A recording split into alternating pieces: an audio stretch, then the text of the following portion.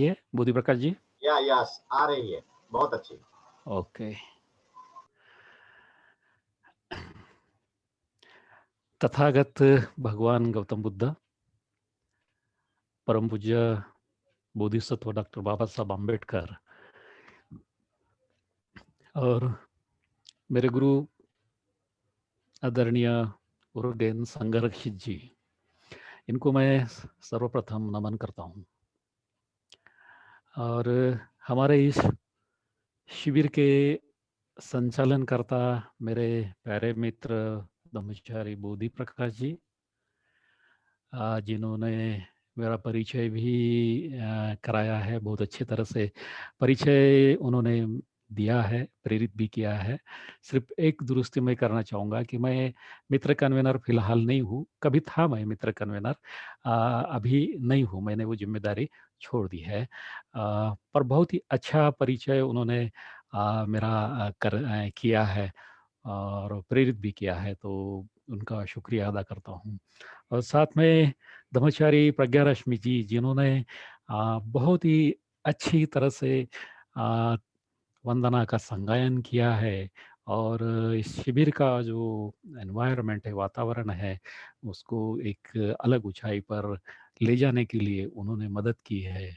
और साथ में उन्होंने जस्ट सिटिंग जो है वो भी ली है, ताकि हम और ज़्यादा से ज़्यादा अपने काया वाणी और मन से इस शिविर का लुत्फ़ उठाए, आनंद उठाएँ।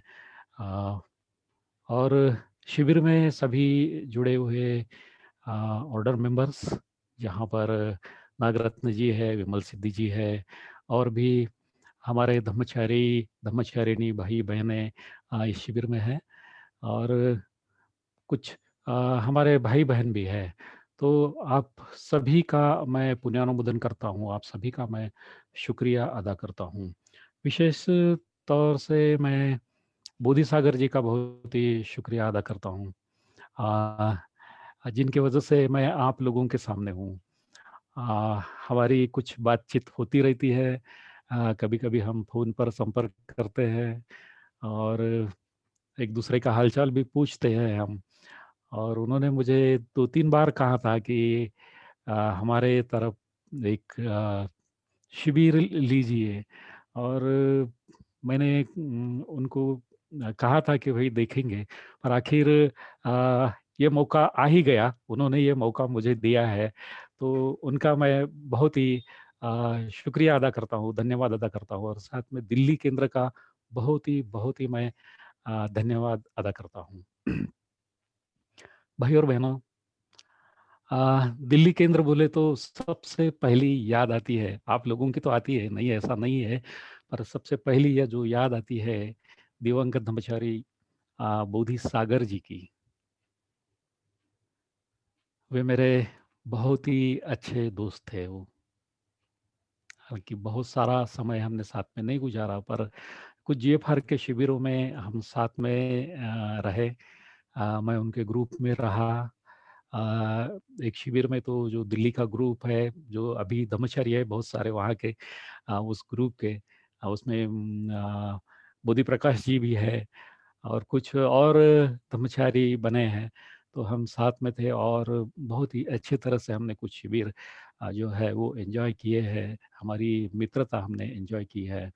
तो बोधि सागर जी ने जो भी यहाँ पर जो एक पौधा लगाया है, आज हम देख रहे हैं कि उस पौधे का एक बहुत बड़ा वृक्ष हुआ है, और उसकी जो टहनियाँ है वो जगह-जगह पर वो खिली है। तो इस बात को हम महसूस करते हैं। अ, कई और केंद्र भी दिल्ली परिसर में हुए हैं। शिविर केंद्र का उन्होंने निर्माण किया है। बहुत बड़ा कार्य जो है वो ब्रह्मचारी बोधि सागर जी ने किया है। तो मैं उनके कार्य को, उनकी यादों को, मैं उनकी फ्रेंडशिप को मैं नमन करता हूँ। आदरांजलि मैं अपनी अर्पित करता हूँ। भाई और बहनों, अ, इस शिविर के लिए मुझे ब्रह्मचारी बोधि प्रकाश जी ने एक विषय दिया था जिसका नाम उन्होंने बताया है कि डॉक्टर बाबा साहब अम्बेडकर की धम्म क्रांति। अ, तो मुझे बहुत ही खुशी हुई उन्होंने जब मुझे नाम बोला कि आपको इस विषय के ऊपर अगर शिविर लेते हैं आप तो बहुत अच्छा होगा। बुद्धि प्रकाश जी मुझे वो जो ये है ना को-होस्ट किया है ना आप उससे निकाल दीजिए। मेरे या स्क्रीन यस पे बहुत ही ये मैसेज आ रहे हैं वेटिंग रूम या एडमिट के थोड़े सो प्लीज़। यस। तो ये शिविर का नाम सुनकर मुझे बहुत ही अच्छा लगा। बहुत खुशी हुई मुझे कि इस शिविर के ऊपर मैं कुछ अपने जो विचार है या मेरा जो चिंतन है या मुझे जो लगता है अ, उसे मैं रखूं। तो यह जो विषय है अपने आप में बहुत ही महत्वपूर्ण विषय है हम सब के लिए। ये विषय बहुत ही महत्वपूर्ण है। केवल हम जो शिविर में जुड़े हुए हैं उनके लिए ही ये महत्वपूर्ण है ऐसा नहीं है।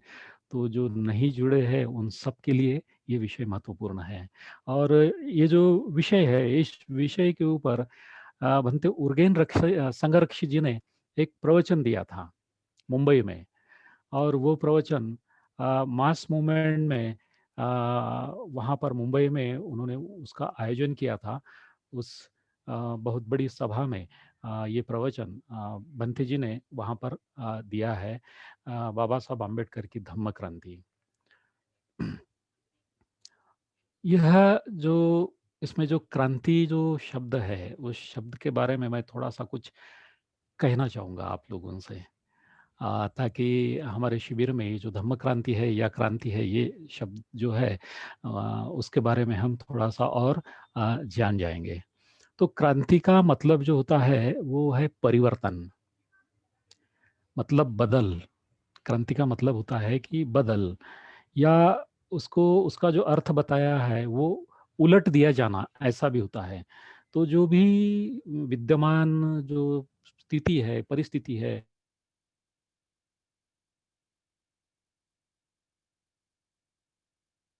को बदलना ऐसा उसका अर्थ है।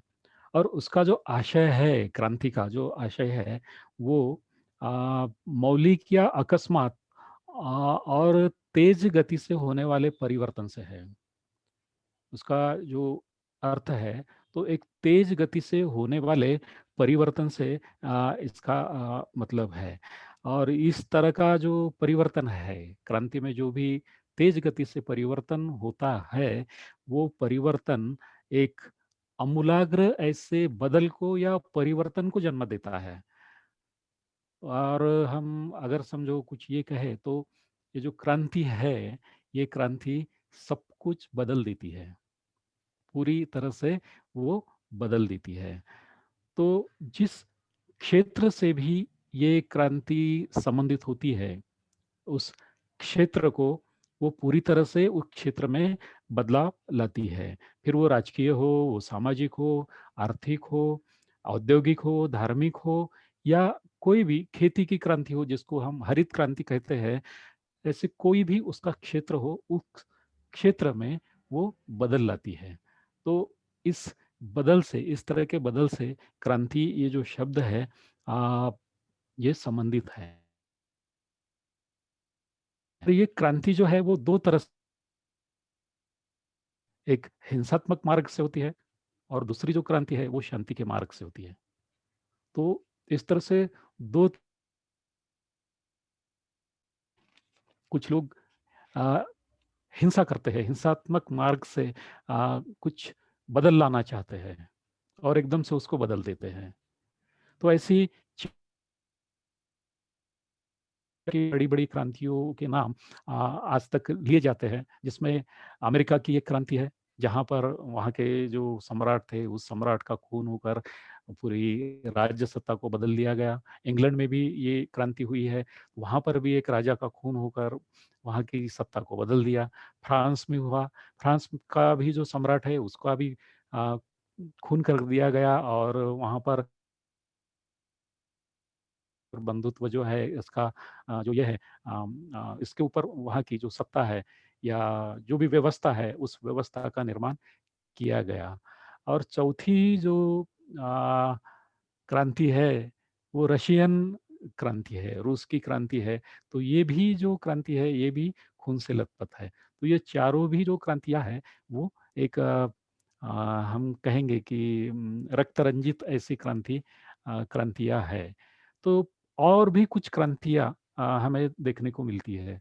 उसमें है बाबा साहब अम्बेडकर की धम्म क्रांति, जो 14 अक्टूबर 1956 को हुई है, जो पूरी तरह से शांति के मार्ग से हुई है। मैंने आपको बताया कि दो मार्ग से ये क्रांति होती है। एक तो रक्त रंजित या खून से लथपथ ऐसी क्रांति, और दूसरी शांति के मार्ग से। तो बाबा साहब की जो क्रांति है वो बहुत ही शांति के मार्ग से ऐसी हुई। ये क्रांति है, ऐसी क्रांति है कि इस क्रांति में किसी को आहत नहीं किया गया, किसी को कोई तकलीफ नहीं पहुंचाई गई, या किसी के ऊपर जोर जबरदस्ती नहीं की गई। बस लोगों के सामने परिस्थिति रखी बाबा साहब ने, और लोगों ने उसको स्वीकार कर लिया, और बहुत ही शांति के मार्ग से, विधायक मार्ग से इस क्रांति का जन्म हुआ है।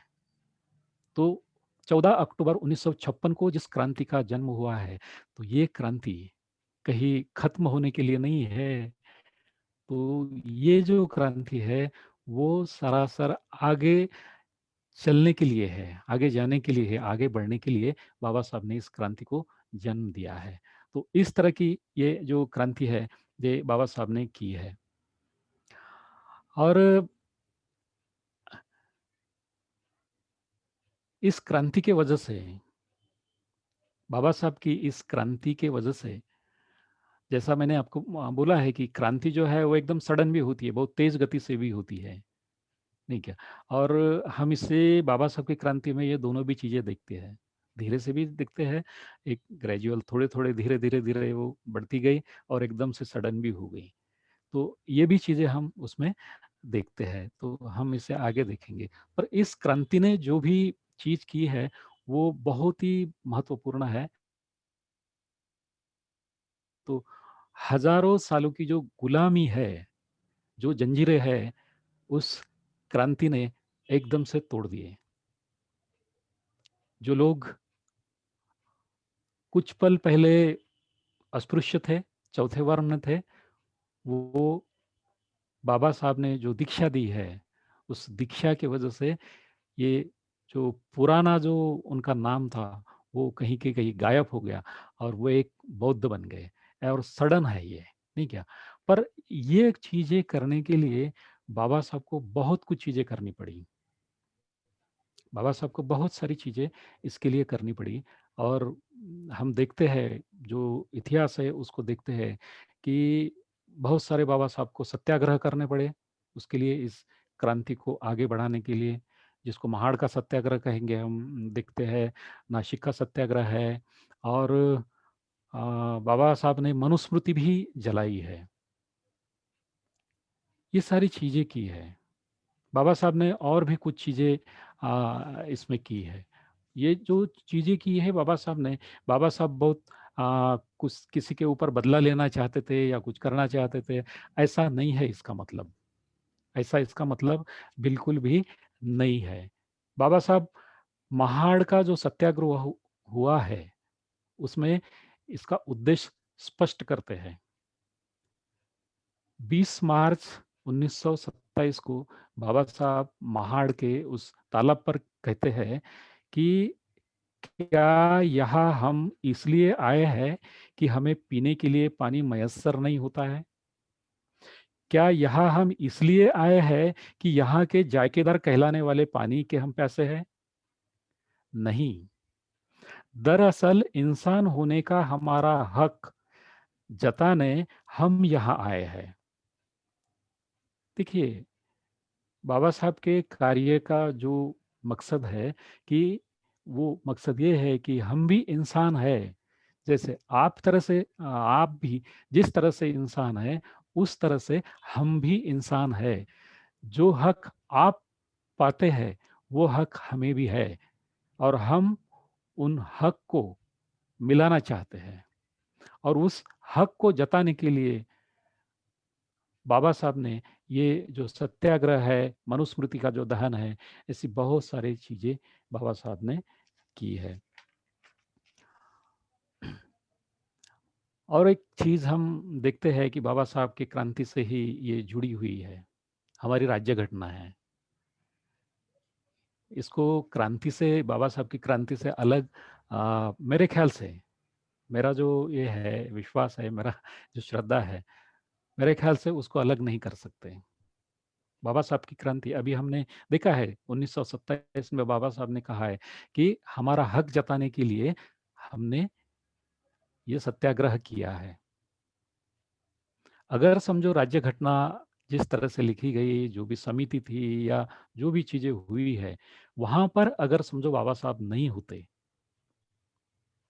अगर वहाँ पर घटना समिति में बाबा साहब अगर नहीं होते, घटना अगर नहीं लिखते, तो आज भी हम अपने अधिकारों से वंचित रह जाते। आज हम जो है, जो अधिकार हमें हैं, वो मिले होते या नहीं मिले होते, इसकी हम कल्पना भी नहीं कर सकते। उसका उदाहरण हमारे सामने है।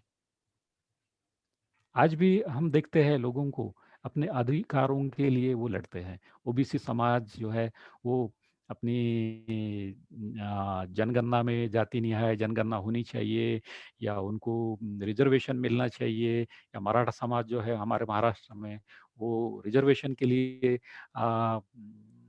कुछ चीज़ें कर रहा है। तो ये अधिकार आज भी उन लोगों को नहीं मिले हैं। बाबा साहब ने उसकी तजवीज़ करके रखी है, नहीं ऐसा नहीं है, तो नहीं मिले हैं। पर अगर समझो बाबा साहब नहीं होते, तो हमारे जीवन में वो क्रांति कभी नहीं होती जिसको हम महसूस कर रहे हैं।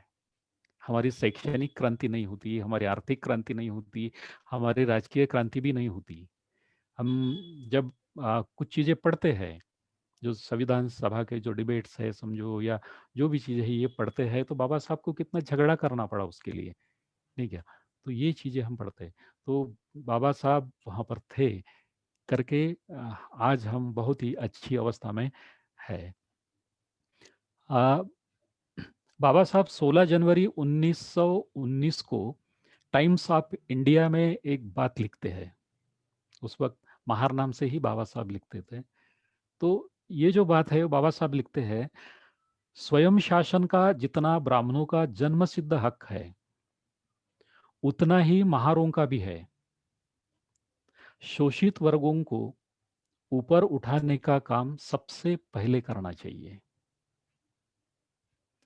देखिए बाबा साहब की जो क्रांति है कैसी धीरे धीरे आगे बढ़ी। बाबा साहब की क्या सोच है, क्या करना चाहते थे, नहीं क्या? तो ये बाबा साहब के जो कोटेशंस है या बाबा साहब का जो कार्य है वहाँ से हमें देखने को मिलता है। तो ये जो क्रांति है, धम्म क्रांति जो है बाबा साहब की, ये धीरे धीरे आगे बढ़ी है। 1929 को कुछ लोगों ने धर्मांतर की नोटिस दी थी पातुर्डा में, बुल्ढाना जिला में। और वहाँ पर ऐसा भाषण खंडों में भी लिखा है ये बात। 1929 को ही कुछ 12 महारों ने धर्म परिवर्तन किया था। तो ये जो बातें हैं ये वहीं से शुरू हुई धर्मांतर की। पर बाबा साहब ने कहा था कि बगैर सोचे समझे कोई भी धर्मांतर ना करे। ये धर्मांतर जो हुआ है 12 महारों का, उस वक्त बाबा साहब ने चेतावनी दी थी कि बगैर सोचे समझे आप धर्मांतर मत कीजिए, क्योंकि ये जो महार है इन्होंने मुस्लिम धर्म को स्वीकार किया था और कुछ लोग और भी मुस्लिम धर्म को स्वीकार करना चाहते थे। तो इसलिए बाबा साहब ने उनको रोका वहां पर और कहा कि बगैर सोचे समझे कोई भी चीज हमें नहीं करनी है। उसके बाद में बाबा साहब ने 1935 में, 13 अक्टूबर 1935 में बाबा साहब ने येवला जो महाराष्ट्र में है, नासिक डिस्ट्रिक्ट में येवला आता है महाराष्ट्र में, वहाँ पर आ, एक परिषद हुई थी, मुंबई इलाका परिषद हुई थी। तो अपने अध्यक्षीय भाषण में बाबा साहब ने आ, बहुत ही अच्छा एक मार्गदर्शन किया है। वे कहते हैं कि सवर्ण हिंदुओं के जुल्म से मुक्त होने के लिए अस्पृश्यों को धर्मांतर यही आखिरी रास्ता है। यहाँ पर बाबा साहब अपनी जो योजनाएं हैं उसको स्पष्ट करते हैं। बाबा साहब को जो लगता है वो स्पष्ट करते हैं कि धर्मांतर यही आखिरी रास्ता है। इस परिषद में भी धर्मांतर का ठराव पारित हुआ था। 29 को भी हुआ था और 35 को भी धर्मांतर का ठराव पारित हुआ था। और उसके बाद में इस भाषण के आखिरी में बाबा साहब ने कहा है कि मैं हिंदू करके जन्मा हूं, वह मेरे हाथ में नहीं था, पर मैं हिंदू करके नहीं मरूंगा। ये बाबा साहब की जो प्रतिज्ञा है ये बहुत ही प्रसिद्ध ऐसी प्रतिज्ञा है। और उसके बाद में बाबा साहब ने आ, धर्मों का जो दुनिया में बहुत सारे जो धर्म है उन धर्मों का अभ्यास किया।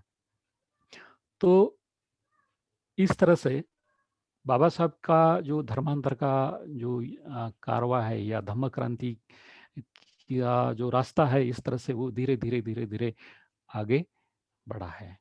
और 14 अक्टूबर 1956 को बाबा साहब ने धर्मांतर किया है। तो उर्गेन संगर खिजी उस वक्त धर्मांतर के इस 14 अक्टूबर 1956 को जो धर्मांतर हुआ उस वक्त वे उपस्थित नहीं थे। और वो कहीं अपने काम से जो भी उनका उन्होंने पहले कमिट किया था वहाँ पर वो उपस्थित थे। पर उन्होंने बाबा साहब को एक शुभेच्छा का खत भी लिखा था जो मौजूद है आज भी। और बाबा साहब को शुभेच्छाएं भी उन्होंने दी थी। तो ये जो प्रवचन है बाबा साहब अम्बेडकर की धम्म क्रांति, ये उस घटनाओं से जुड़ी हुई है। 14 अक्टूबर 1956 को जो भी क्रांति हुई है उस क्रांति से ये जो प्रवचन है वो जुड़ा हुआ है। तो इस प्रवचन को भंते ने 3 भागों में बांटा है। पहला जो पार्ट है उसका बाबा साहब ने जिस सामुदायिक धर्म परिवर्तन के आंदोलन का उद्घाटन किया था उसका महत्व क्या था। और दूसरा जो पार्ट है उसका पहला जो पार्ट है बाबा साहब अम्बेडकर ने बौद्ध धर्म का स्वीकार क्यों किया। दूसरा जो पार्ट है उसका बाबा साहब ने जिस सामुदायिक धर्म परिवर्तन के आंदोलन का उद्घाटन किया था उसका महत्व क्या था, मतलब बाबा साहब ने जो धम्म क्रांति की थी सामुदायिक उसका महत्व क्या था। और तीसरा जो पार्ट है इस प्रवचन का बहुत ही इंपॉर्टेंट है, इस आंदोलन के सामने आज जो समस्या है उसका मूल कारण क्या है। बंते ने ये बहुत पहले प्रवचन दिया था। 1956 को ये क्रांति हुई, ये आंदोलन हुआ, वहाँ से निर्माण हुआ। तो उस आंदोलन के सामने भी कुछ समस्याएं हैं, तो वो क्या है उसका भी जिक्र बंते ने यहाँ पर किया है। तो आज हम ये जो शिविर है ये 5 दिन हम इसका अभ्यास करने वाले हैं। तो 5 टॉक मैं इसके ऊपर दूंगा। तो आज का जो मेरा ये जो टॉक है ये जो पहला जो पार्ट है बाबा साहब अम्बेडकर ने बौद्ध धर्म का स्वीकार क्यों किया इसके ऊपर मैं दूंगा। और इस पार्ट को भी बनते ने 4 भागों में और बांटा है। बहुत ही महत्वपूर्ण ऐसे मुद्दे भंते ने अपने इस भाषण में प्रवचन में रखे हैं। तो इसका जो पहला जो पार्ट है इस भाग का वो है कि डॉक्टर अंबेडकर ने हिंदू धर्म का त्याग क्यों किया। और दूसरा जो पार्ट है उन्होंने अन्य किसी धर्म के बजाय बौद्ध धर्म ही क्यों चुना। तो आज हम इस 2 मुद्दे पर चर्चा करेंगे। कल हम बाकी जो 2 मुद्दे हैं इस भाग के उसके ऊपर चर्चा करेंगे। आज का जो पहला जो मुद्दा है भंते ने रखा है वो कि बाबा साहब अम्बेडकर ने हिंदू धर्म का त्याग क्यों किया। यहाँ पर केवल बाबा साहब अम्बेडकर से सीमित है भंते। यहाँ पर पहला जो भाग है उसमें बाबा साहब अम्बेडकर से भंते सीमित है। और फिर भंते कहते हैं कि हमें ये सोचना चाहिए कि बाबा साहब अम्बेडकर ने हिंदू धर्म का त्याग क्यों किया? ये बहुत ही महत्वपूर्ण बात है हमारे लिए, हमें आगे बढ़ने के लिए और हमें भी कुछ करने के लिए ये बहुत महत्वपूर्ण बात है। हम देखते हैं, इतिहास में हम इस बात को देखते हैं कि भारतीय समाज जो है या भारतीय समाज व्यवस्था जो है, उस समाज व्यवस्था में आ, 4 वर्णों के ऊपर ये समाज व्यवस्था है, जिसमें शूद्र वर्ण जो है और इस शूद्र वर्ण को और सभी वर्णों की स्त्रियां जो है, उन सबको, शूद्रों को और स्त्री जाति को इन वर्ण व्यवस्था में उनके मौलिक अधिकारों से वंचित रखा गया। अगर हम सोचते हैं तो जो उच्च वर्णी है, सवर्ण है, उनके हिसाब से जो शूद्र वर्ण के लोग हैं या जो स्त्रियां हैं, वे इंसान भी नहीं है। इस बात को आज भी हम अनुभव करते हैं। गुजरात है, बिहार है, यूपी है, हमारे महाराष्ट्र में भी कुछ जिले हैं जहाँ पर अस्पृश्यों को आज भी अच्छे नज़रिए से नहीं देखा जाता है, उनके ऊपर अत्याचार किए जाते हैं। जो शूद्र है, सवर्णों के घर से जब गुजरते हैं तो वे चप्पल भी नहीं पहन सकते या गाड़ी पर नहीं बैठ सकते, तो उनको उतर के जाना पड़ता है या चप्पल अपने हाथ में लेकर जाना पड़ता है। तो ये अवस्था आज भी मौजूद है। भंते क्या कहते हैं? भंते कहते हैं कि अपने इस भाषण, उनका जो भाषण है, ये प्रवचन है, उसका मैं एक सारांश आपके सामने पढ़ूंगा। भंते कहते हैं, अनेक वर्षों तक डॉक्टर अंबेडकर ने सवर्ण हिंदुओं के हृदय परिवर्तन का प्रयास किया ताकि वे अपना रवैया बदले और व्यवहार तरीकों में सुधार करें, किंतु उन्हें कोई सफलता नहीं मिली। बाबा साहब को कोई भी सफलता नहीं मिली। अंत में वे इस परिणाम पर पहुंचे कि कम से कम व्यवहार में तो सही, हिंदू धर्म तथा अस्पृश्यता अभिन्न है, और यदि हिंदू धर्म और अस्पृश्यता जो है वो भिन्न नहीं है, वो एक है। हिंदू धर्म से अस्पृश्यता को कोई भी अलग नहीं कर सकता। कुछ एक वाक्य है, मुझे अभी याद नहीं आ रहा है, कि कहा था कि अस्पृश्यता जो है वो हिंदू धर्म के ऊपर दाग है। शायद महात्मा गांधी का ये सेंटेंस हो सकता है।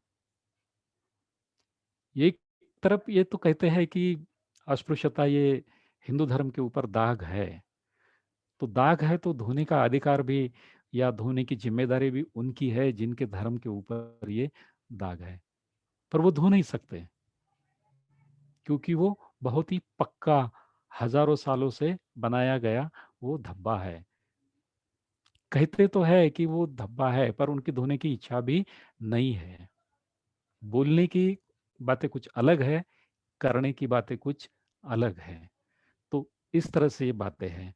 तो भंते ये कहते हैं कि बाबा साहब को ये लगा कि कम से कम यदि कोई व्यवहार में तो सही, हिंदू धर्म तथा अस्पृश्यता अभिन्न अंग है, और यदि कोई अछूतापन के अभिशाप से मुक्त होना चाहे, जाति व्यवस्था के दानव से अपने को मुक्त करना चाहे, तो उसे हिंदुत्व का पूर्ण रूप से त्याग करना होगा। इसलिए सन 1935 में उन्होंने यह घोषणा की, यद्यपि मैं हिंदू होकर पैदा हुआ हूं, पर हिंदू रहकर मरना नहीं चाहता। देखिए, भंते ने बाबा साहब की ये बातें इसमें लिखी है धम्म क्रांति में। और फिर इस धम्म क्रांति को करने के बाद में 14 अक्टूबर को जो बाबा साहब ने दीक्षा दी और दीक्षा ली और दीक्षा दी, और 15 अक्टूबर के बाबा साहब का एक ऐतिहासिक भाषण हुआ। उस भाषण में बाबा साहब क्या कहते हैं? मैंने बुद्ध धर्म का स्वीकार क्यों किया? यह सवाल किसी ने मुझे नहीं पूछा।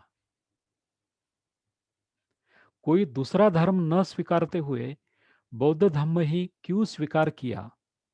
यह कोई भी धर्मांतर के आंदोलन का मुख्य सवाल होता है।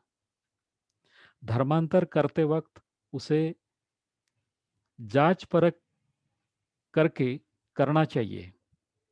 हमने हिंदू धर्म त्यागने की मुहिम 1935 से येवले नासिक से शुरू की थी। कल उसे मैंने सच करके दिखाया। जो प्रतिज्ञा बाबा साहब ने 1935 को की थी कि मैं हिंदू करके जन्मा हूं, पर हिंदू करके नहीं मरूंगा, वो प्रतिज्ञा बाबा साहब ने पूरी करके दिखाई।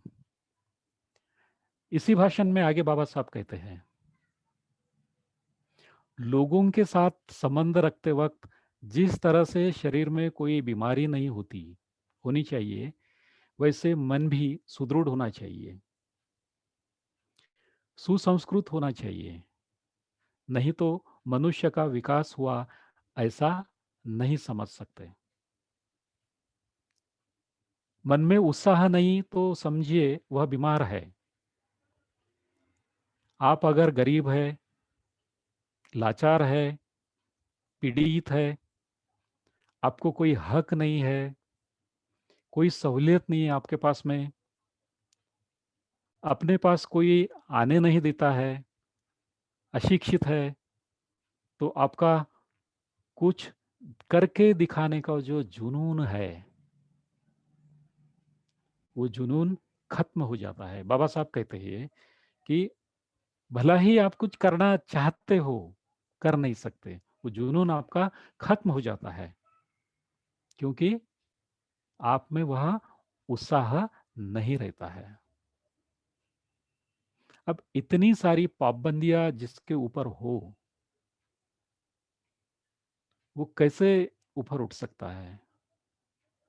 जबकि आपको कोई अधिकार नहीं है, ना आप पानी पी सकते हैं, जब तक कोई देगा नहीं तब तक आप पानी नहीं पी सकते हैं, ना सामान खरीद सकते हो, ना अच्छे कपड़े पहन सकते हो, ना कोई रास्ते से आप गुजर सकते हो, ना आप कोई गाड़ी पे बैठ सकते हो, ना पाठशाला में जा सकते हो। केवल आपको किसी की किसी का दास बन के रहना है। तो इस तरह की अगर समझो परिस्थिति है, तो आप कुछ भी नहीं कर सकते। बाबा साहब आगे कहते हैं कि उत्साह निर्माण होने के लिए, कुछ करने का जुनून निर्माण होने के लिए, उत्साह निर्माण होने के लिए उसका जो मूल है उत्साह का, वो मन में है। जिसका मन बलवान हो, जिसमें हिम्मत है, और जो कोई भी किसी भी परिस्थिति के ऊपर उठने की हिम्मत रखता है, उत्साह उसमें पैदा होता है और वह विकसित होता है। हिंदू धर्म में ऐसी व्यवस्था निर्माण करके रखी है जिससे उत्साह निर्माण नहीं होता। हिंदू धर्म मनुष्य मात्र के लिए घातक है, ऐसा बाबा साहब अपने भाषण में कहते हैं। इन देश में हजारों सालों से एक वर्ग को निरुत्साहित करके निरुत्साहित करने वाली परिस्थिति है। जब तक यह परिस्थिति है, हम में उत्साह नहीं होगा और हिंदू धर्म में रहकर हम कुछ भी नहीं कर सकते, क्योंकि यह सब मनुस्मृति के अनुसार चल रहा है। चातुर्वर्ण व्यवस्था मनुष्य मात्र के लिए, उत्कर्ष के लिए घातक है। बाबा साहब ने ये अपने भाषण में कहा है। और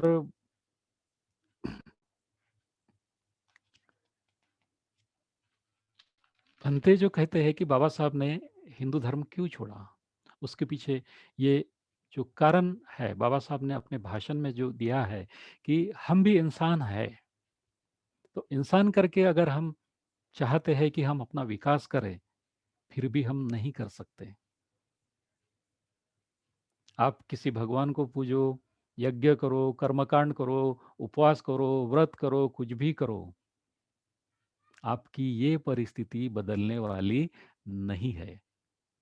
अगर इस परिस्थिति को बदलना है तो आप में हिम्मत होना चाहिए, आप में उत्साह होना चाहिए, कुछ करने का जज्बा होना चाहिए, तभी आप उसको कर सकते हैं।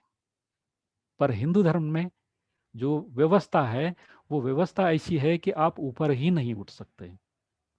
और अगर आप समझो सोचते भी हो तो आपको कोई ऊपर भी नहीं उठने देता है। और इसलिए इस परिस्थिति के ऊपर उठने के लिए बाबा साहब ने जो कोट किया है कि हिंदू धर्म में रहकर किसी का भी उद्धार नहीं हो सकता है, कोई विकसित नहीं हो सकता है, कोई उत्क्रांत नहीं हो सकता है, तो उसके लिए बाबा साहब ने हिंदू धर्म का त्याग किया। जरूरी समझा कि हिंदू धर्म में रहकर हम कुछ नहीं कर सकते। अगर हमें विकसित होना है तो हमें ये पूरी परिस्थिति जो है, ये जो पूरी सिस्टम है, उस सिस्टम के बाहर हमको जाना पड़ेगा। और जब तक हम नहीं जाते इस सिस्टम के बाहर, हम उत्क्रांत नहीं हो सकते, विकसित नहीं हो सकते हैं। और भी कुछ कारण जो है, वो कारण दिए गए हैं कि बाबा साहब ने हिंदू धर्म को क्यों छोड़ा। और एक कारण है कि हिंदू धर्म में समता नहीं है। हिंदू धर्म में समता न होने की वजह से बाबा साहब ने हिंदू धर्म का त्याग किया है। एक बाबा साहब का गांधी जी के साथ में वार्तालाप हुआ था, मिलने गए थे, तो उसका हवाला देकर बाबा साहब कहते हैं, गांधी जी चातुर्वर्ण को मानने वाले थे। जब महात्मा जी को इस बारे में सवाल पूछा तो उन्होंने जवाब नहीं दिया। बाबा साहब ने सवाल पूछा तो गांधी जी ने उसका जवाब नहीं दिया। मैं हिंदू धर्म के ऊपर बेकार ही आरोप नहीं कर रहा हूं। बाबा साहब कहते हैं कि मैं हिंदू धर्म के ऊपर बेकार ही आरोप नहीं कर रहा हूं। हिंदू धर्म में किसी का उद्धार नहीं हो सकता, वह नष्ट धर्म है। जो भी फायदा होगा केवल ऊपर की जातियों का होगा, निचली जातियों का नहीं होगा। और फिर समता की बात की तरफ बाबा साहब बढ़ते हैं और समता के बारे में बाबा साहब कहते हैं, बुद्ध की समता का, बुद्ध धर्म में जो समता है, बुद्ध ने जिसका पुरस्कार किया है, या धर्म का वो एक अभिन्न अंग है, उसका हवाला देकर बाबा साहब कहते हैं कि बुद्ध के धर्म में 75% ब्राह्मण और 25% बाकी लोग थे। बुद्ध नदी और समंदर की उपमा देते हैं। जिस तरह से नदियां समुद्र से जा मिलती है और समुद्र में एक हो जाती है, उसी तरह बौद्ध धर्म में आने पर सब एक मनुष्य प्राणी करके रहते हैं। तो बुद्ध धर्म की जो समता है, इस समता के बारे में बाबा साहब इस तरह का एक उदाहरण देते हैं। और हम देखते भी हैं। हम अगर समझो आप हमारे जनरल शिविरों में गए होंगे, आ, ये अनुभव है हमारा। तो जनरल शिविर में जिधर उधर से लोग आते हैं, अलग अलग राज्यों से लोग आते हैं,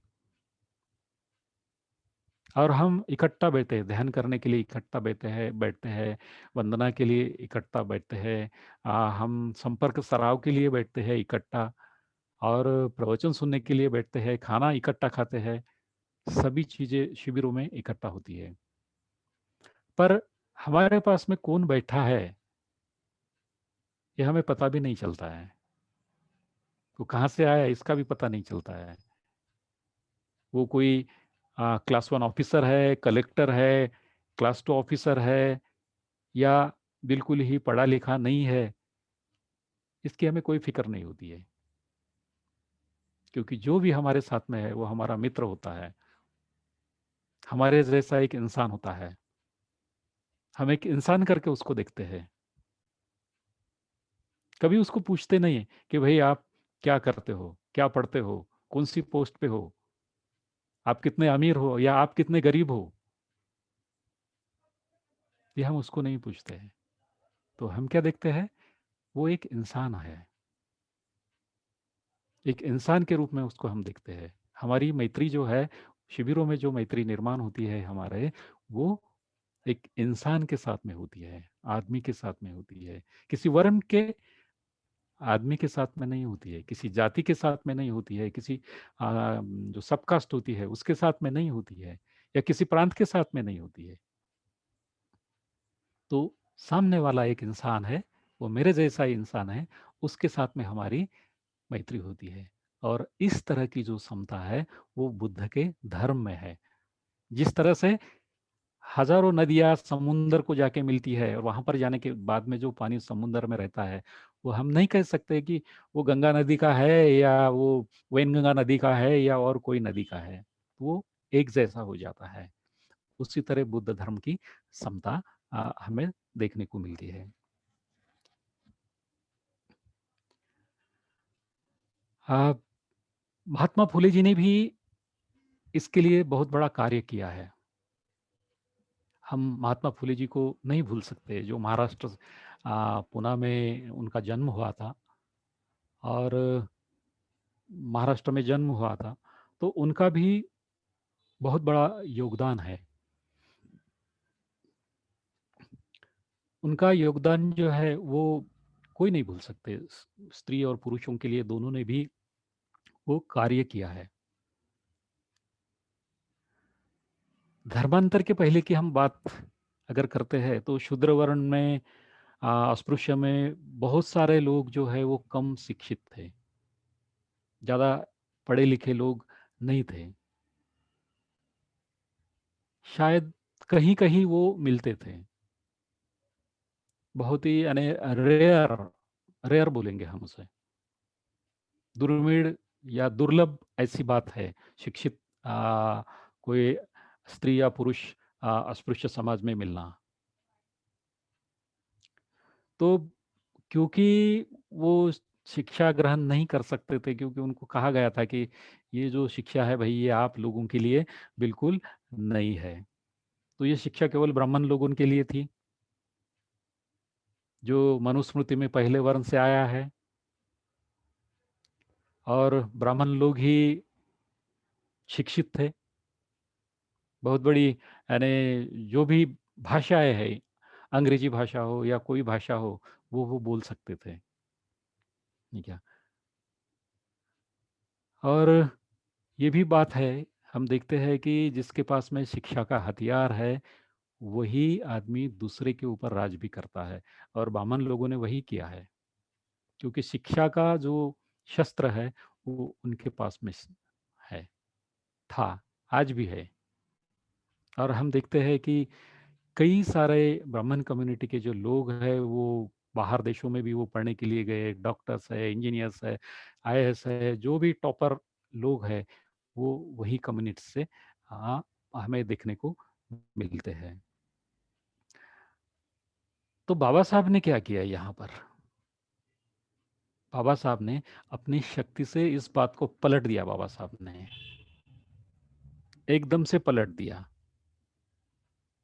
और सभी को शिक्षा का महत्व समझाया। और उसके बाद में चौथे वर्ण वर्ण में हम देखते हैं कि बाबा साहब के इस मार्गदर्शन के अनुसार उसमें जागृति हुई, लोग पढ़े।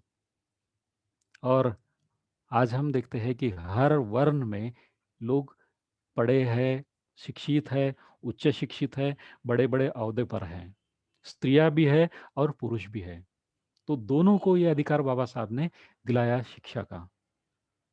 तो इस शिक्षा की जो बात है मैंने जो की, कि हम महात्मा फुले जी को नहीं भूल सकते हैं, क्योंकि शिक्षा के लिए महात्मा फुले जी ने भी महाराष्ट्र में बहुत सारी बातें की। वो माली समाज के थे, वो कोई अस्पृश्य नहीं थे, ओबीसी समाज से आते थे वो। और उन्होंने अस्पृश्यों के लिए बहुत बड़ा कार्य किया है, स्त्रियों के लिए बहुत बड़ा कार्य किया है, मुस्लिम लोगों के लिए बहुत बड़ा कार्य किया है, जो विधवाएं हैं उनके लिए बहुत बड़ा कार्य किया है। और जो अनाथ बच्चे हैं या क्या कहेंगे उसको, जो डाल देते हैं ऐसे बच्चे, अनावरस कहते हैं उसको, ऐसे बच्चों के लिए उन्होंने कार्य किया है। उनको पढ़ाने लिखाने का उन्होंने बहुत बड़ा काम किया है। तो इस शिक्षा के अभाव से जो भी तकलीफ होती है, शिक्षा के अभाव से जो भी तकलीफ होती है, जो भी दुख झेलने पड़ते हैं, उसका वर्णन जो है वो महात्मा फूले जी ने अपने एक वाक्यों में किया है। बहुत बड़े प्रसिद्ध है ये वाक्य उनके। शिक्षा के अभाव से क्या होता है? विद्या विन मति गई। वे कहते हैं कि विद्या मतलब शिक्षा।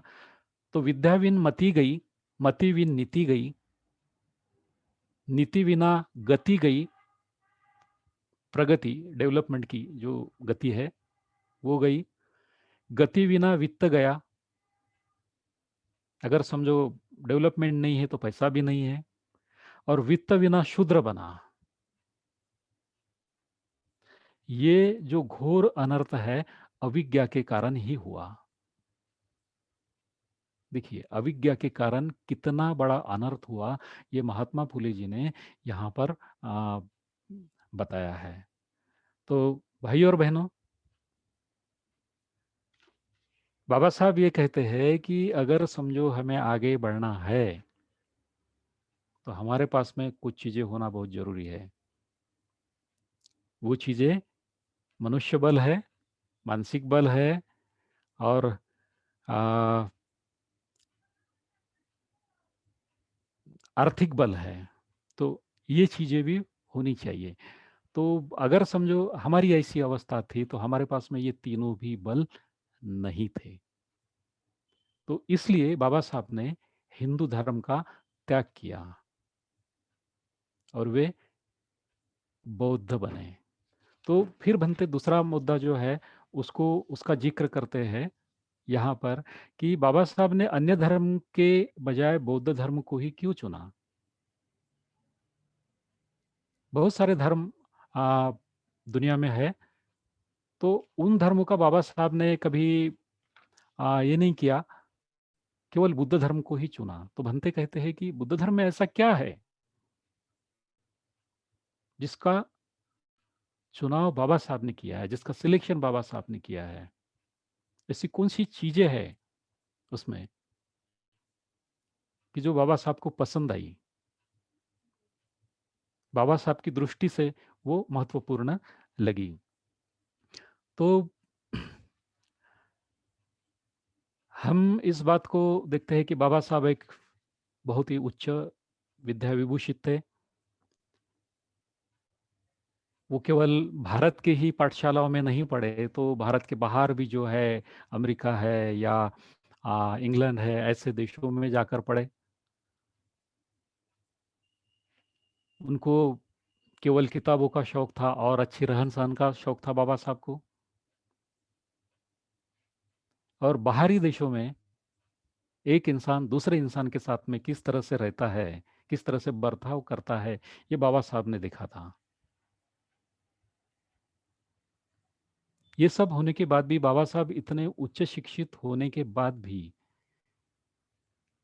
सबसे ज्यादा शिक्षित होने के बाद भी, बाबा साहब से अस्पृश्यता अलग नहीं हुई। भारत में आने के बाद भी लोग बाबा साहब को एक अस्पृश्य की ही नजर से देखते थे। इतनी काबिलियत होने के बाद भी अस्पृश्यता जो है वो बाबा साहब के साथ में ही थी, और लोग जो है उसी तरह से आ, उसका बर्ताव भी करते थे। बड़ौदा का उदाहरण है। आ, ये तो बहुत ही प्रसिद्ध ऐसा उदाहरण है बड़ौदा का, जो आप सभी लोगों को मालूम है, उससे मैं नहीं बताऊंगा। और दूसरा एक उदाहरण जो है मैं देना चाहूंगा आप लोगों को। बाबा साहब जब महाराष्ट्र में दौलताबाद का किला है औरंगाबाद में, वहां पर घूमने गए थे, देखने के लिए गए थे। तो बाबा साहब यानी शायद धूप का वक्त हो तो वो हाथ धोने के लिए उस हौद पर गए थे, अभी भी वो हौद वहां पर है। तो वहां पर एक मुसलमान था, उस मुसलमान ने बाबा साहब का बहुत बड़ा अपमान किया, उनको हाथ नहीं धोने दिया। ठीक है। तो जो एक काबिल इंसान को किस तरह से उनके साथ में बर्ताव किया जाता था, उसके ये कुछ उदाहरण है।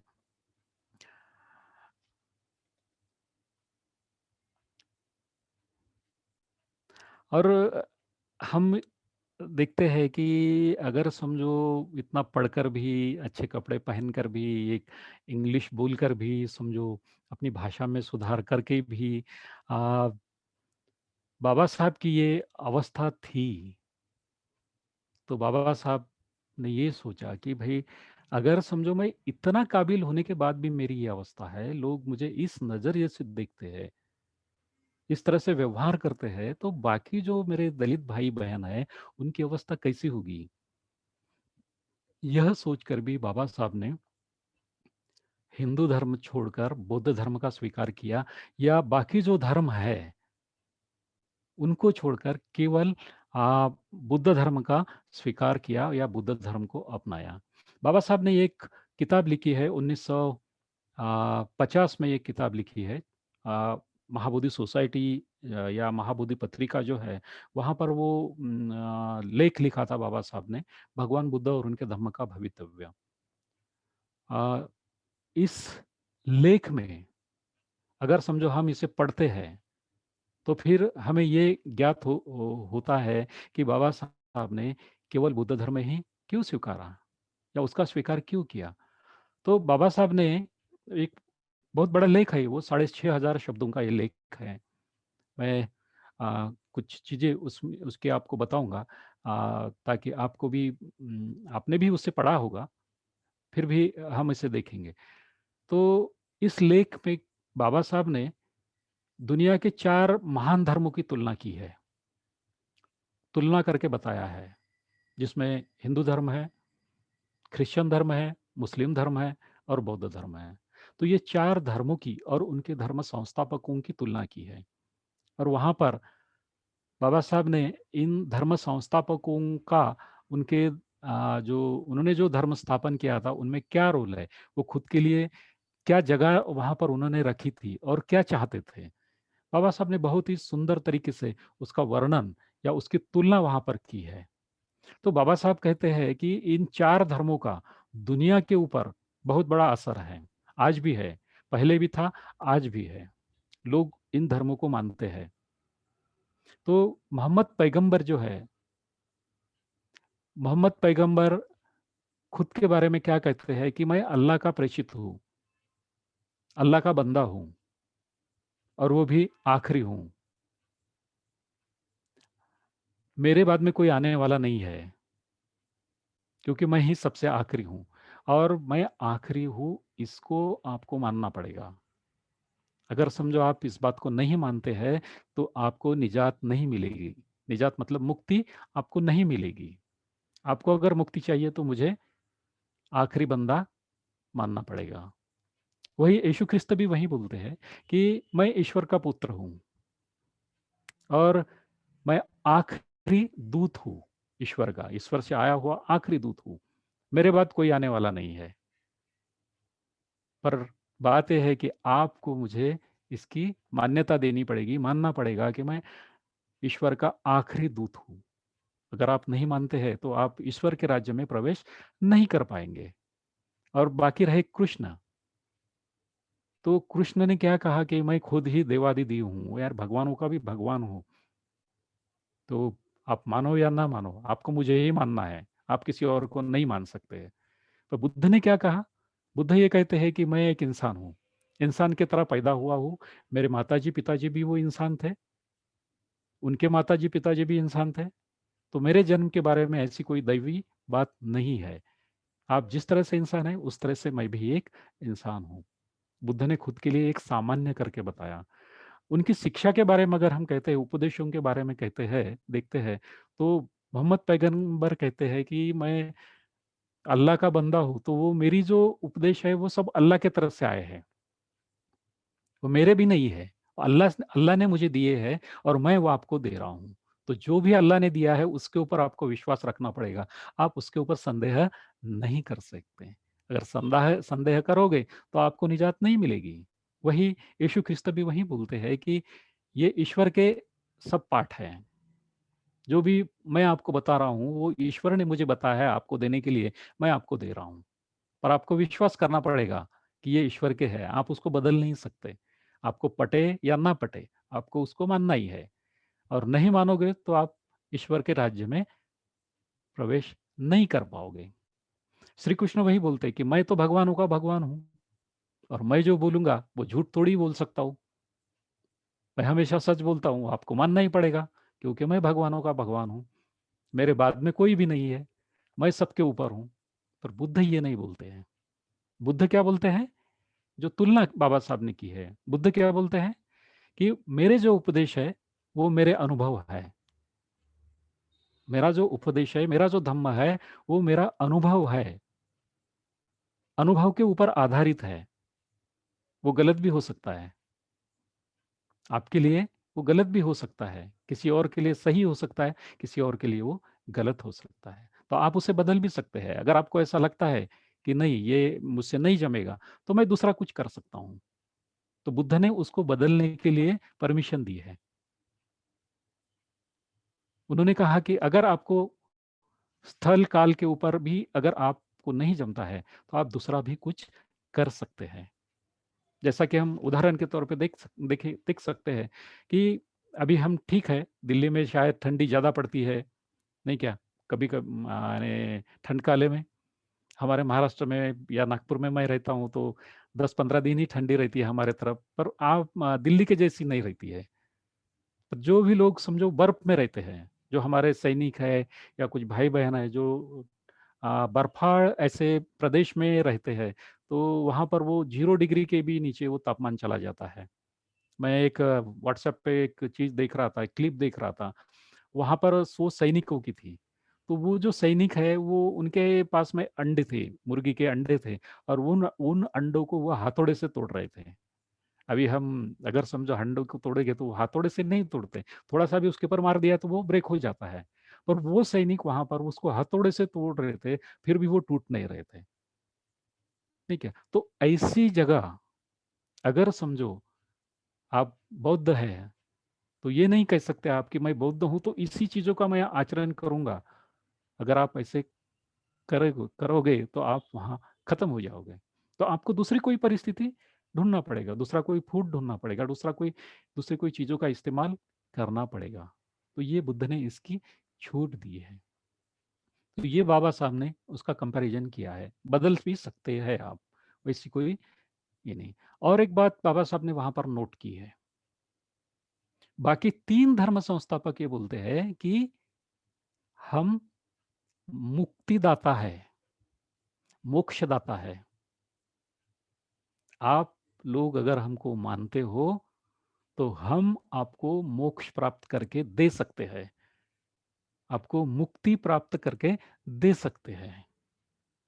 अभी हज़ारों सालों से हमारे माता, बहनें जो है, भाई जो है, उन्होंने ये भगवानों की सेवा की है, सब कुछ किया है, पर किसी को कुछ भी नहीं मिला। पर ये लोग कहते हैं कि हम आपको मोक्ष प्राप्त करके दे सकते हैं, मुक्ति प्राप्त करके दे सकते हैं। बुद्ध ये नहीं कहते हैं। बुद्ध क्या कहते हैं? मैं मार्गदाता हूँ। बुद्ध ने अपने आप को मार्गदाता की भूमिका में रखा है। बुद्ध ने कहा है कि मैंने जो प्राप्त किया है, वो आप भी प्राप्त कर सकते हो। मैं मार्ग बता सकता हूँ, चलना आपको है। अगर आप व्यवस्थित तरीके से आप उस मार्ग पर चलते हो, तो आप खुद की मुक्ति जो है, खुद ही प्राप्त कर सकते हो। दूसरे की ज़रूरत नहीं है आपको। किसी के ऊपर डिपेंड रहने की ज़रूरत नहीं बिल्कुल। अवलंबित रहने की बिल्कुल ही ज़रूरत नहीं है। आपका उद्धार जो है, आपके हाथ में है। अत्तदीप भव। ये बहुत ही महत्वपूर्ण बात भगवान बुद्ध ने अ, कही है। अपने ऊपर किसी को डिपेंड नहीं रखा। उन्होंने ये कहा कि आप खुद अपनी मुक्ति के लिए ज़िम्मेदार हो। एक ब्राह्मण था, उसका एक छोटा-सा एक उदाहरण है, वो मैं आपको बताना चाहूँगा कि मुक्ति के संदर्भ में है। तो उन्होंने बुद्ध को पूछा कि क्या आपके धर्म में आपका जो उपदेश है, वो सुनकर सभी लोगों को निर्वाण प्राप्त होता है? बुद्ध की तरफ जाकर वो बमन था और बमन लोग बुद्ध को भो गौतम करके कहते थे, रिस्पेक्ट नहीं देते थे। तो उस उन्होंने पूछा, वो बमन आदमी ने पूछा कि आपके उपदेश सुनकर क्या सभी लोग निर्वाण प्राप्त करते हैं? भगवान बुद्ध ने उत्तर दिया कि नहीं। तो बमन ने सवाल किया कि क्यों नहीं हो सकता है? आपके उपदेश तो सभी के लिए सरी के हैं, फिर सभी को निर्वाण प्राप्त होना चाहिए। बमन का वो सही लगता है हमको, नहीं क्या ये सवाल? हाँ, उपदेश तो सबके लिए सरी का है भाई, तो सबको निर्वाण प्राप्त होना चाहिए। होता भी है ना? नहीं, ऐसी बात नहीं है। पर बुद्ध क्या कहते हैं कि मैं मार्गदाता हूँ। आप अगर सही ढंग से चलोगे तो निर्वाण प्राप्त करोगे। तो फिर बुद्ध बोलते हैं कि हाँ, ये ठीक है आपने जो कहा है, पर एक सवाल है मेरा, आप मुझे जवाब दो। वो बोलते हैं कि 2 आदमी हैं, वो आपको राजगृह का पता पूछते हैं और आप उनको बोलते हो कि इस रास्ते से जाओ, आप राजगृह पहुँच जाओगे। तो भगवान बुद्ध बोलते हैं कि एक आदमी जो है, वो आपके बताए हुए मार्ग पर चलता है और वो राजगृह पहुँच जाता है। पर दूसरा जो है, वो आपके बताए हुए मार्ग पर नहीं चलता, सुन तो लेता है, पर आपके बताए हुए मार्ग पर नहीं चलता वो, तो कहीं और से वो जाता है, पर वो कभी राजगृह नहीं पहुँच पाता है। तो फिर भगवान बुद्ध उस ब्राह्मण को बोलते हैं, आपने तो दोनों को भी एक ही रास्ता बताया है, पर एक पहुँचता है और दूसरा नहीं पहुँचता है, ऐसा क्यों? फिर वो ब्राह्मण बोलता है कि भगवान, मैंने तो दोनों को सरीका बताया है, अभी जाना नहीं जाना उनके ऊपर है, मैं थोड़ी उसके लिए रिस्पॉन्सिबल हूँ। तो फिर भगवान बुद्ध बोलते हैं, तो मैं भी तो धम्म का उपदेश सभी को एक सरीका करता हूँ। पालन करना या नहीं करना, वो जिनके उनके ऊपर डिपेंड है। इसीलिए किसी को जल्दी निर्वाण प्राप्त होता है, किसी को थोड़ा देर से होता है, तो किसी को नहीं होता है। नहीं क्या? तो मुक्ति ऐसी ही है। अगर हम भगवान बुद्ध के बताए हुए मार्ग पर अगर सही ढंग से चलते हैं, तो अपनी मुक्ति को हम पा सकते हैं। और यही बात है, यही वजह है कि आप बाबा साहब ने किसी और धर्म के तरफ न जाते हुए बुद्ध के धर्म का ही स्वीकार किया है। 1950 को बाबा साहब ने ये बात लिखी है। भगवान बुद्ध ने किसी को भी अपने ऊपर डिपेंड नहीं रखा। और हम ये भी देखते हैं कि हमारे जो अस्पृश्य भाई बहन थे, वो हजारों सालों से भगवान के ऊपर डिपेंड थे। बाकी के 3 वर्णों के ऊपर डिपेंड थे, उनकी कृपा के ऊपर डिपेंड थे। वो जो देंगे, जो बोलेंगे, उसके ऊपर डिपेंड थे। अगर समझो बाबा साहब ऐसा कुछ करते, तो वो उनकी डिपेंडेंसी खत्म नहीं होती, उनकी अस्पृश्यता खत्म नहीं होती। तो बाबा साहब को ऐसा कुछ चाहिए था कि ये जो सभी लोग हैं, उनकी दास्यता जो है, वो खत्म हो जाए, और ऐसा धर्म चाहिए था, और ऐसा ही धर्म बुद्ध धर्म है। वो सभी चीज़ों से मुक्त करता है, और ऐसा धर्म बाबा साहब को चाहिए था। और बुद्ध धर्म जो है, वो किसी को भी अपने ऊपर निर्भर नहीं रखता है। तो मार्ग बताता है, उस मार्ग पर अगर हम चलते हैं, तो अपना विकास हम खुद कर सकते हैं। और भी कुछ वजह है जिसकी वजह से बाबा साहब ने, समय हो गया है, फिर भी मैं जल्दी इस चीज़ों को बताकर खत्म करूंगा। आ, बुद्ध का धर्म नैतिकता के ऊपर आधारित है, ये भी एक बात है। अगर समझो नैतिकता नहीं है, तो हम विकसित नहीं हो सकते हैं। बुद्ध के धर्म की नींव है नैतिकता, जिसे हम शिलाचरण भी कहेंगे, नहीं क्या? तो वो जो नैतिकता है, बुद्ध के धर्म की नींव है। बाबा साहब भगवान बुद्ध और उनके धर्म में कहते हैं कि धम्म यानी नीति है, नीति यानी धम्म है। बुद्ध का धम्म छोड़कर बाकी सभी धर्मों में ईश्वर का स्थान प्रमुख है, पर बुद्ध के धर्म में नीति का स्थान प्रमुख है। नैतिकता ही धम्म का सार है। तो ये भी एक वजह है कि जिसकी वजह से बाबा साहब ने केवल बुद्ध का धम्म स्वीकार किया है। दूसरी और एक बात है कि बाबा साहब ये कहते हैं कि धम्म विज्ञान से सुसंगत होना चाहिए, और बुद्ध धर्म जो है वो विज्ञान से सुसंगत है। बाबा साहब कहते हैं कि अगर धर्म को कार्यशील होना है तो उसे तर्क और विवेक पर आधारित होना चाहिए। इसी का दूसरा नाम विज्ञान है।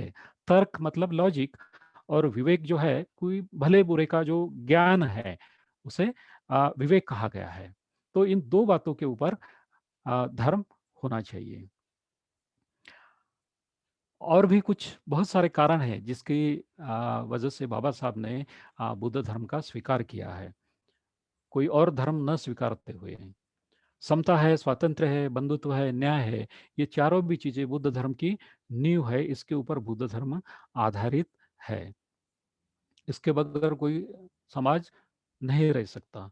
और आखिरी बात बाबा साहब कहते हैं एक जगह कि धर्म ने निर्धनता का निर्धनता को पवित्रता नहीं बख्शनी चाहिए। उसने गरीबी का उदात्तीकरण नहीं करना चाहिए। बाबा साहब कहते हैं कि धनवानों के लिए निर्धन बनना चाहे तो संतोषदायी हो सकता है, परंतु निर्धनता कभी संतोषदायी नहीं हो सकती है। निर्धनता को घोषित करना धर्म का विपर्यास है, बुराई और अपराध को बढ़ावा देना है, तथा इस संसार को नरक में ढकेलना है। तो अगर कोई धर्म निर्धनता को बढ़ावा देता है या गरीबी का उदात्तीकरण करता है तो वो धर्म नहीं हो सकता है। और बुद्ध धर्म कभी भी गरीबी का उदात्तीकरण नहीं करता। वो ये करता है कि अपन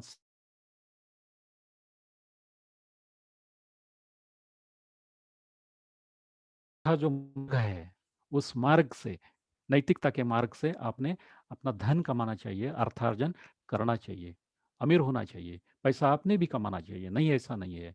बुद्ध धर्म ये नहीं कहता है कि आप पैसा मत कमाओ, आप अमीर मत बनो, ऐसा नहीं कहता है। नहीं क्या, ऐसा नहीं कहता है। तो ये भी एक कारण है। तो इतने कारणों की वजह से, और भी कुछ कारण हो सकते हैं, इन सब की वजह से बाबा साहब ने और धर्मों का विचार नहीं करते हुए, बाबा साहब ने मुस्लिम धर्म का भी विचार किया था, नहीं ऐसा नहीं, सिख धर्म का भी विचार किया था, नहीं ऐसा नहीं, नहीं क्या, उसके तरफ भी झुकाव था, पर बाबा साहब ने वो चीजें छोड़ दी है। बाबा साहब ने वो चीजें छोड़ दी थी और केवल बुद्ध के धर्म का ही उन्होंने स्वीकार किया था, उसको ही उन्होंने अपनाया था। आखिरी बाबा साहब का एक कोटेशन पढ़कर मैं रुकूंगा, ताकि 6 जून 1950 को बाबा साहब कोलंबो के टाउन हॉल में कहते हैं कि पिछले 35 साल से मैंने राजकीय क्षेत्र में युद्ध लड़ा। इस लड़ाई में बड़े बड़े और उच्च हिंदुओं की तलवार के साथ मुझे तलवार लगानी पड़ी। इसी काल में मैंने दुनिया के सभी धर्मों का अभ्यास किया, और आखिरी में मैं इस निर्णय पर पहुंचा हूं कि अस्पृश्यों को बौद्ध धर्म के सिवा मुक्ति का दूसरा कोई मार्ग नहीं। सिर्फ बौद्ध धर्म में ही अस्पृश्यता निवारण का चिरकाल मार्ग है। अगर आपको समता का तत्व चाहिए और आर्थिक दास्यता से मुक्ति चाहिए तो बौद्ध धर्म के सिवा दूसरा कोई आश्रय नहीं है। तो भाइयों और बहनों, आज यहाँ पर हमने दो जो बातें हैं वो देखी है बनते के प्रवचन की, कि बाबा साहब ने हिंदू धर्म को क्यों छोड़ा, और बाबा साहब ने बुद्ध धर्म का ही स्वीकार क्यों किया। तो इन चीज़ों को हमने देखा यहाँ पर। हमारा वक्त भी आगे बढ़ रहा है, तो मैं यहाँ पर रुकना चाहूँगा। आप सब लोगों ने मुझे शांति से सुन लिया, इसके लिए मैं आप सभी लोगों का आभारी हूँ, सभी का पुण्य अनुमोदन करता हूँ। थैंक यू, धन्यवाद।